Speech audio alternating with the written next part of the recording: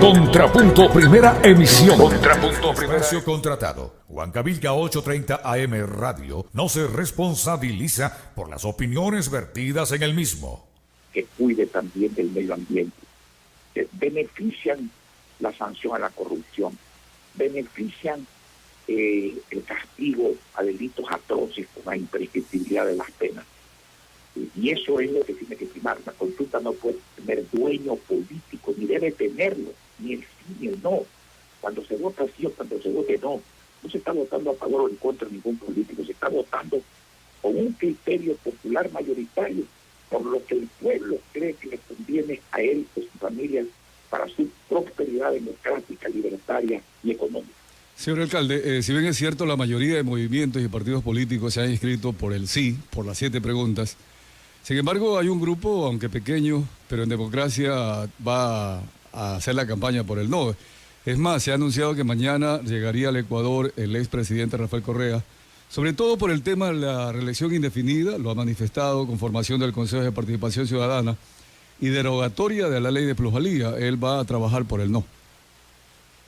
Bueno, él tiene derecho como ecuatoriano a trabajar como quiera trabajar.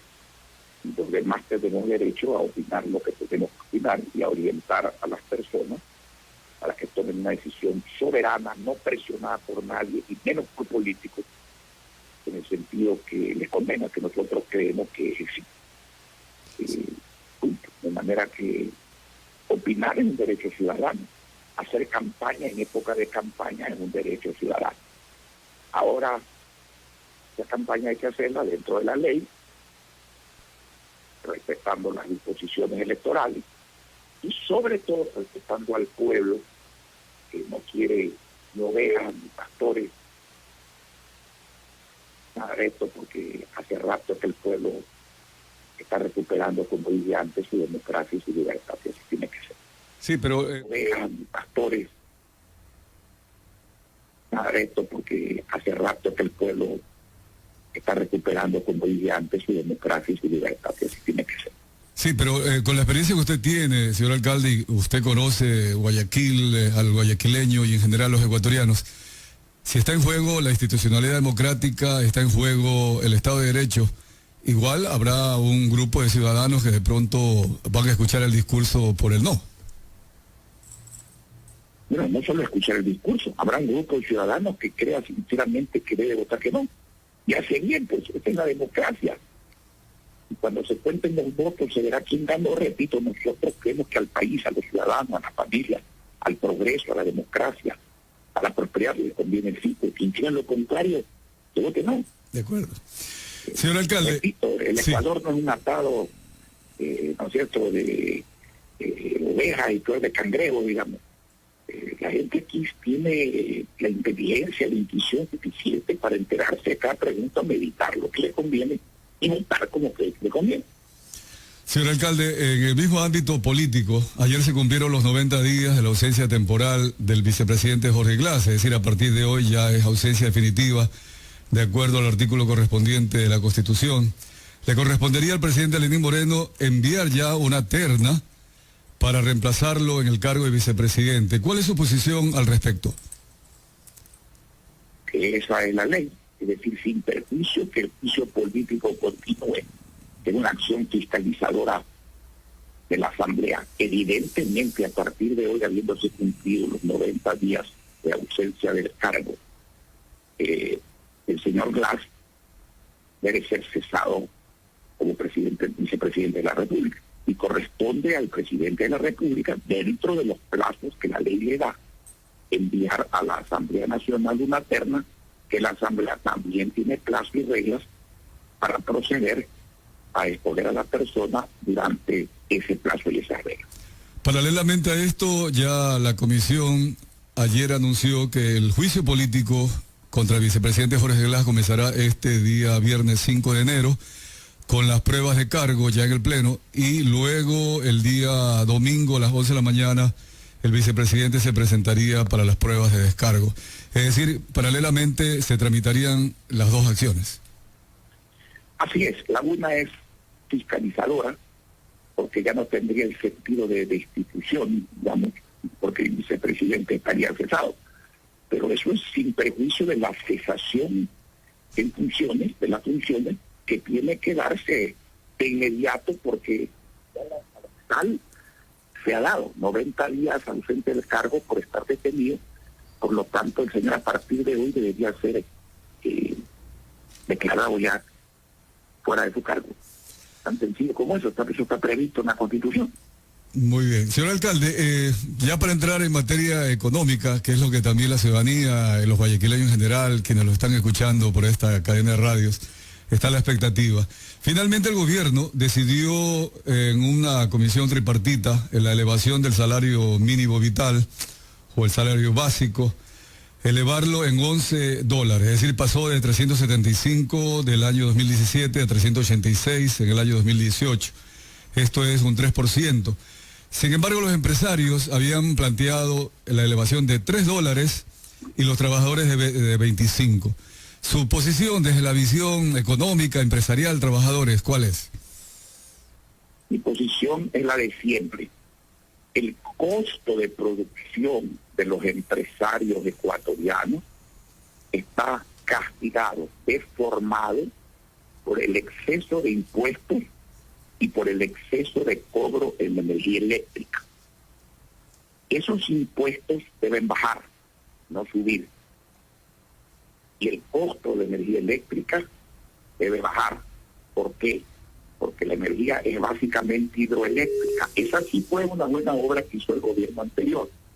Y si ese costo es de 2 centavos de dólar y se le vende a Colombia, o se le vendía hace poco, no tengo los datos actuales, en $6 spot, y se le vende a los empresarios ecuatorianos en 11 o 12 centavos de dólar el kilovatio, eso no tiene razón de ser. Eso es un impuesto escondido. Si el costo de producción para hacerlo competitivo se rebaja en impuestos y se rebaja en energía, bajando el costo de la planilla de energía, bien deben subirse los salarios, no solo por justicia, sino por conveniencia nacional, porque ¿cómo se mueve la economía? Con gente que compra y gente que paga. Cuando la gente compra y la gente paga, los negocios venden más, cobran más, ganan más, y de paso la caja fiscal se alimenta con mayores recaudaciones, porque la venta mayor se transforma en mayor recaudación por IVA y la ganancia mayor se transforma en mayor recaudación por impuesto a la renta. Eso es lo que debe hacerse, no cicatearle a la gente y especialmente a la gente pobre el salario, pero mantener altos los impuestos y alta la energía. Eso es, en mi concepto, trabajar al revés de lo que la prosperidad, el crecimiento económico, que significa empleo e inversión, demanda. Señor alcalde, a partir de ahora, en enero de 2018, el gobierno decidió ya la elevación también del diésel en 7,66% para los industriales y el búnker en 11,27%, es decir, sería como doble impacto al momento. ¿Cómo manejar esa economía empresarial? Porque también el gobierno anunció, y esto a través del ministro Carlos de la Torre y de la gerente del Banco Central, Verónica Artola, que la economía creció el tercer trimestre del año 2017 en 3,8%. Y además que las exportaciones han caído en 0,5% y las importaciones han crecido en 8,8%. La balanza de pago al momento manifiesta un déficit de 2.115 millones de dólares. Ante eso, la economía, señor alcalde. Vea, volvemos a lo mismo. Este es un tema conceptual. Aquí hay dos corrientes. Hay una corriente fiscalista. No la califique política, no es correísta ni izquierdista, no, son fiscalistas. ¿Cuál es la mentalidad del funcionario fiscalista? Nosotros, Estado, gastamos, el pueblo, los empresarios nos den la plata para mantener el gasto. Yo estoy en contra de eso. Yo creo en lo contrario, y no lo creo, lo practico. La finanza del municipio de Guayaquil creciendo 8 veces en su presupuesto durante 17 años y bajando tributos y progresando y generando empleo, así lo demuestra. ¿Cuál es mi filosofía, lo que yo pienso? Señores, el Estado tiene todo el derecho del mundo, porque es un ente que tiene que funcionar para servir a los ciudadanos, de pretender aumentar sus recaudaciones Pero aumentar las recaudaciones no es simplemente subirle los impuestos a la gente, subirle la energía a la gente, subirle el diésel a la gente, subirle la gasolina a la gente. Eso se ha hecho tradicionalmente durante décadas. Y eso no funciona.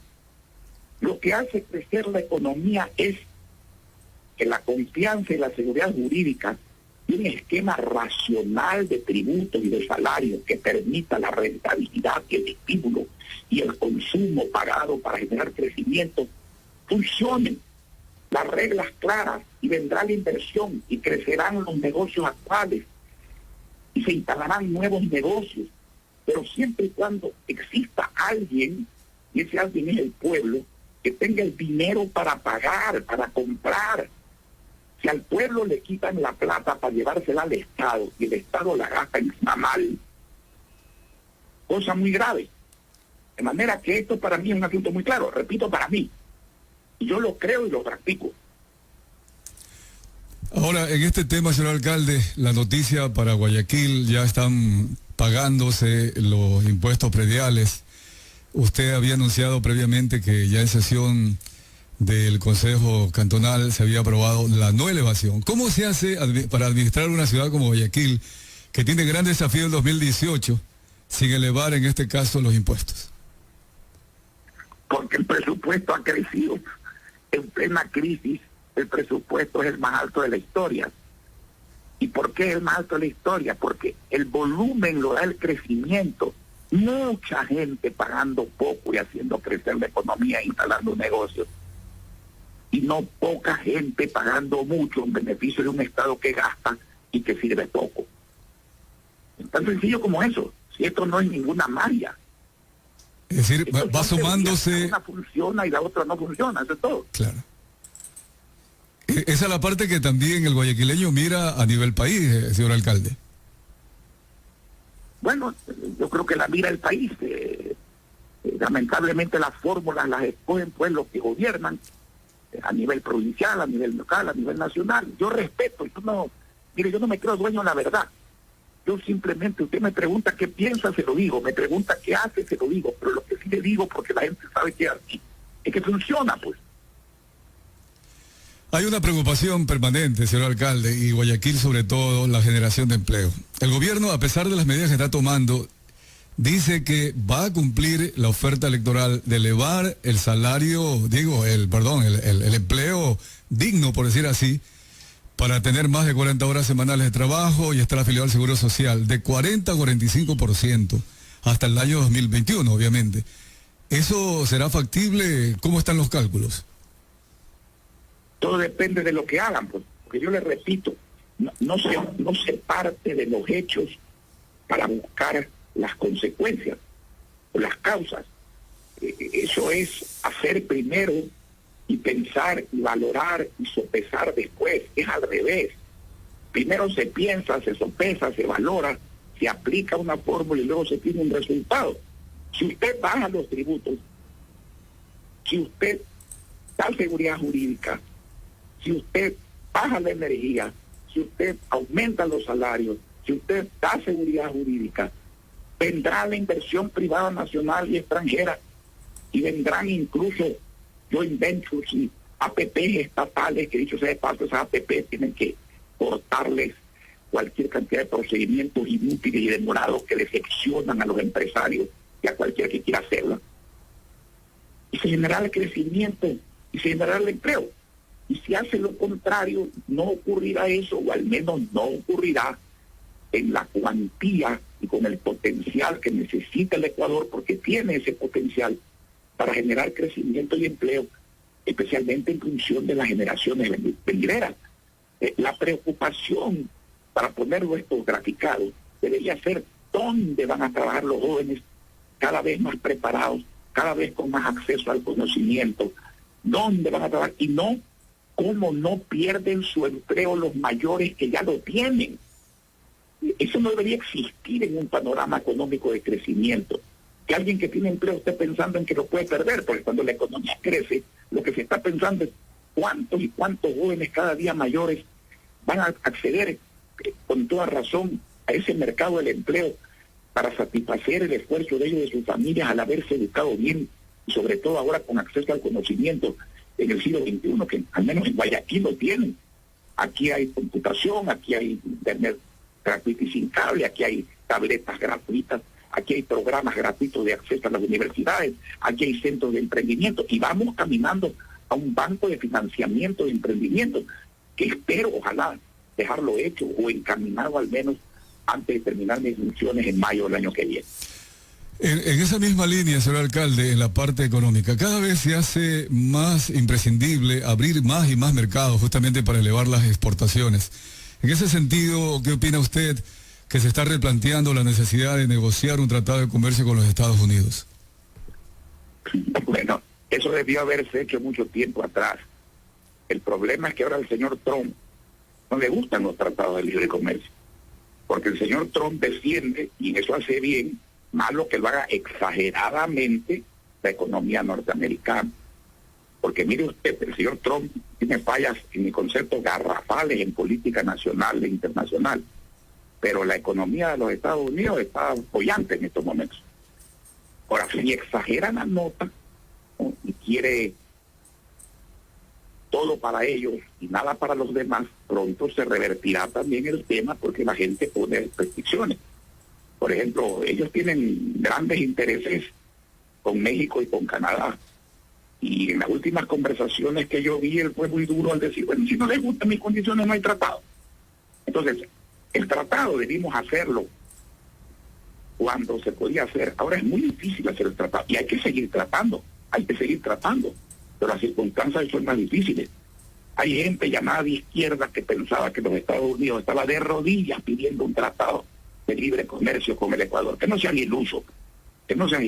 Y ahora se han dado cuenta que fueron ilusos. Pero hay que seguir buscando tratados de libre comercio. Mire, la globalización está allí. No es buena ni es mala. Depende de cómo se negocie, depende de cómo usted asuma los riesgos, depende de cómo usted evite lo malo, depende de cómo usted negocie y aproveche de lo bueno. Cuando usted hace un tratado de libre comercio con China, yo le pregunto, ¿qué va a cambiar respecto de él? Algo muy importante, que nuestros bienes no están en China, pero los chinos están aquí hace rato sin tratado. Así es. ¿Quiénes llevan tratado como con la China? Yo me pregunto, ¿cuánta gente pobre se beneficia de la mercadería china, de los pantalones chinos, de las camisas chinas? ¿Cuánta gente pobre se beneficia de que los televisores se hayan podido adquirir a precios muy módicos, con largas cuotas de plazo? Que dicho sea paso, se la deben a la dolarización, ¿no es cierto? Porque si no hubiera dolarización, no hubiese plazo. En la época había azúcar, no había plazo ni para pobres ni para ricos. No había mercado ni para comprar, ni había crédito. Entonces, las cosas son lógicas. Si la China ya está aquí, ¿por qué no hacemos el esfuerzo para estar nosotros en la China? Claro. Pero ahora se toparon con un individuo que tiene exageradamente un sentido de protección. ¿Qué está haciendo el señor Trump? Castigando a las empresas que se van y que se llevan el trabajo americano a México, a otras partes, y premiando a las que no se van o a las que regresan. ¿Y cómo lo hace? Desde el punto de vista de bajarle los impuestos. Ahora, repito, todo en la vida con exceso es malo. Todo.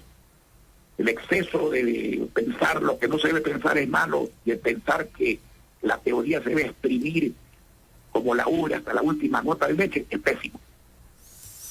Señor alcalde, el gobierno nacional ha anunciado algo que sería positivo para el turismo. También ayer el ministro de Turismo lo ratificó. Se ha creado ya la política de Estado de los cielos abiertos. Excelente. Con esto... Me parece excelente.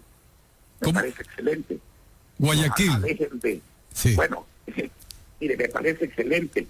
Y ojalá entiendan que este es un país formado por regiones y provincias diferentes, cuya autonomía todos tenemos que respetar, y no se pretenda muñequear para que las líneas vayan a una parte y no vengan a otra.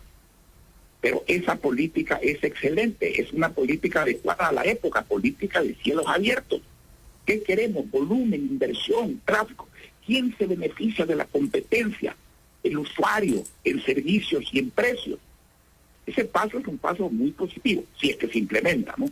No, ya se ha anunciado. Se implementa con libertad y con reglas claras y De sin acuerdo. presiones y sin dirigismo. Sí, ya se ha anunciado que la aerolínea Spirit de Estados Unidos va a venir cada día desde Fort Lauderdale a Guayaquil. Esto ya es importante, además es una línea de bajo costo que podría incrementar el turismo hacia la ciudad. Por cierto, porque mire, el Estado debe existir para regular. El Estado no debe existir para confiscar o tomar medidas que, aunque no se dicen confiscatorias, en la práctica económicamente lo son. Cuando usted clava un impuesto del 75%, como el impuesto a la plusvalía, y usted se quiere llevar de una persona pobre que ha comprado una casa con su esfuerzo, que el día que la venda, venga el Estado y le diga, ¿sabe qué?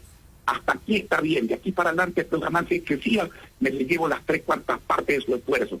Usted está confiscando, pues. Por eso que la gente rechaza eso. Por eso que se ha paralizado la industria de la construcción. Por eso que la gente pobre no quiere demandar, porque la gente pobre dice, ¿para qué va a comprar una casa? De tener al Estado de socio. No.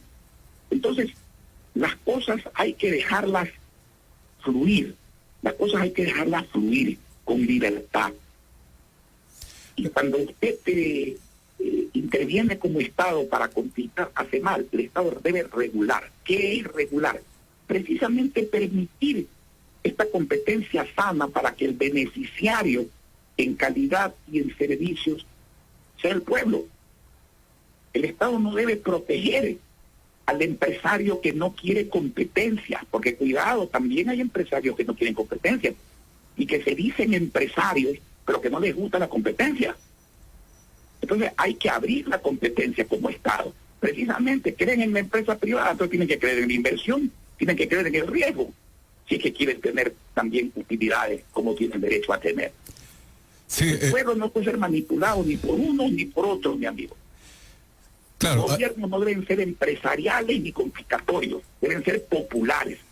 Hacer lo que la gente del pueblo quiere que se haga, basado en normas claras, de eficiencia, seguridad jurídica, honestidad, competencia, como tiene que ser. Claro, ese es el desafío que tienen también los empresarios, ¿verdad? Buscar las alternativas de negocio para incrementar la facturación.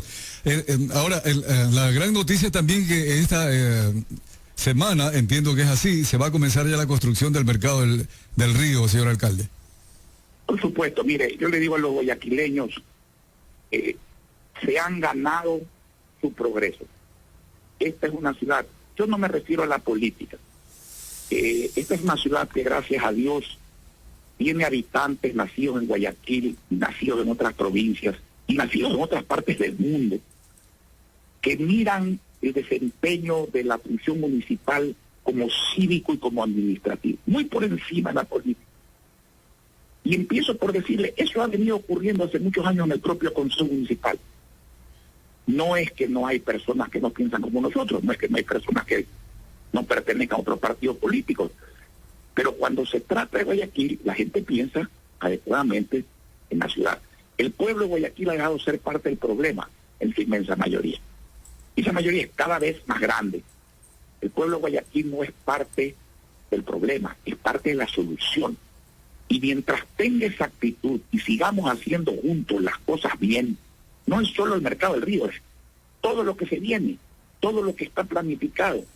Porque en esta ciudad nunca, en plena crisis, ahora gracias a Dios menos aguda que antes, eso hay que reconocerlo, pero todavía en crisis, de la cual hay que salir hacia el crecimiento. No podemos contentarnos, oiga, ahora la crisis es más pequeña que antes, ahora estamos creciendo un poquito. No, pues es que el derecho a la prosperidad no tiene límites, tiene límites éticos, límites morales, pero no tiene límites en su crecimiento de nivel de vida.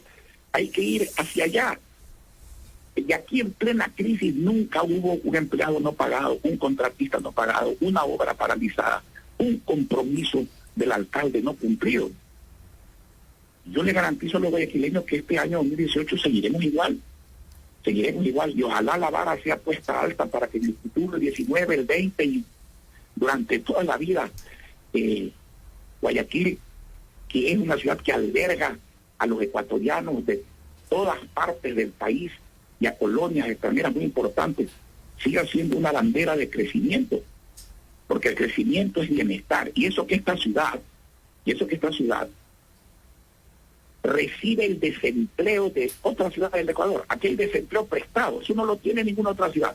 Quito lo tiene en alguna medida, pero el resto de las ciudades no tiene desempleo prestado, porque el desempleo de otras ciudades se traslada acá, y sin embargo de eso, esta ciudad crece y crece, la gente progresa, cambia su calidad de vida. Bueno, por eso vienen también.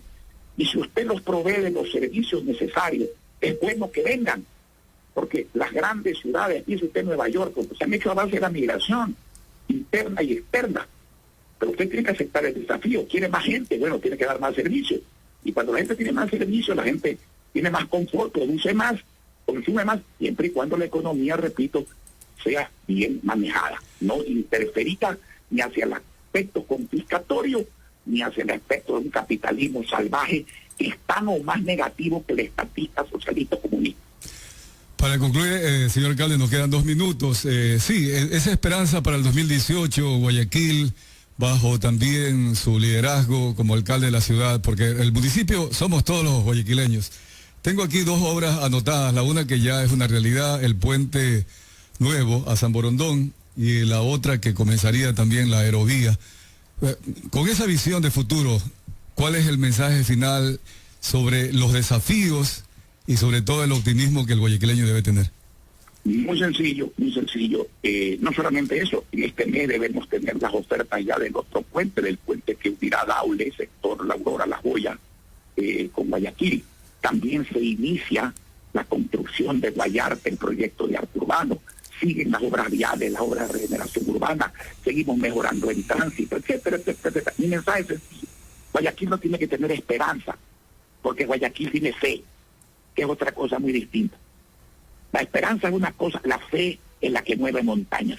Y aquí en esta ciudad, como usted bien dice, la municipalidad, que somos todos, absolutamente todos, pensemos como pensemos, ha movido esas montañas, y con el horizonte limpio que nos dan nuestros grandes ríos y nuestro mar, nos permite ir sin duda hacia el progreso.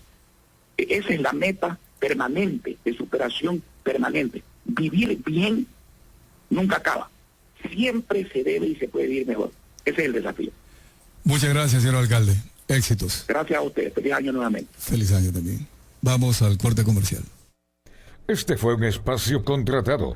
Huancavilca 830 AM Radio no se responsabiliza por las expresiones vertidas en el mismo. Huancavilca, la H grande de la información.